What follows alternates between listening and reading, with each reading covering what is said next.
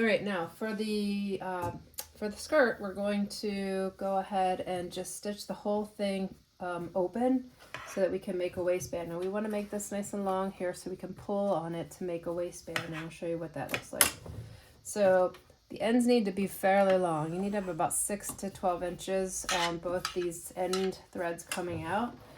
And you want your basting stitch to be really high. You want this thread stitch to be high. You want it to be at a 5 as opposed to a 3.5. So it's a nice long stitch. We're just gonna follow the edge of the presser foot to the fabric. We're not gonna worry about 3/8 of an inch seam. We're not gonna lock it at the top or the bottom because this is what we call a long basting stitch.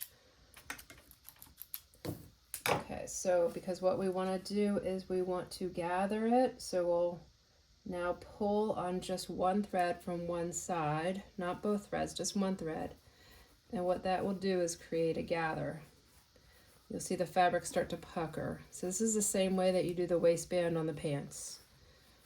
But you can also do any kind of ruffle this way if you wanted to make a ruffled collar, or you wanted something to be, I don't know, let's say you wanted a ruffled cuff. That would be really tiny on this project. But the idea is that it's starting to create the idea of it looking like a pleat. Okay, so our gather. We're going to do the same thing from the opposite side, where we're just going to take one thread, not both. So I can get just one. Doesn't matter what side it is. We're just going to push it together. Okay. So now I have that really cute little gathering thing. I'm not going to clip my ends until I get it sewn together, and then the length I'll resolve, and then I'll cut the ends. Okay, so now I'm going to put the right sides together, leaving those ends just trailing. I can pin it or I can just hold it together, but I'm just going to sew it right there.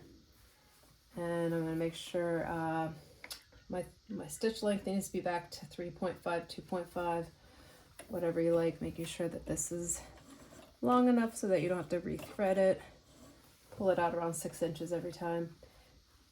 This one you will want to backstitch and sew at 3/8 of an inch.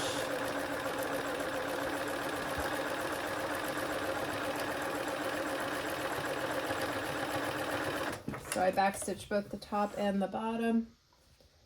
I'm going to clip the ends off of that, turn it right side out, and now I can put that on my mannequin and adjust the waist accordingly, and maybe even hem it, shorten it, maybe put a ribbon down there or whatever, but now I have a skirt. If I don't want these raw edges to show, I would just turn it under. I could hot glue it, or I could do another, like I could do a top, what we call a top stitch. Personally, I think the blouse would just kind of hang over it, or a ribbon might look good there. Make like a belt kind of thing. Okay,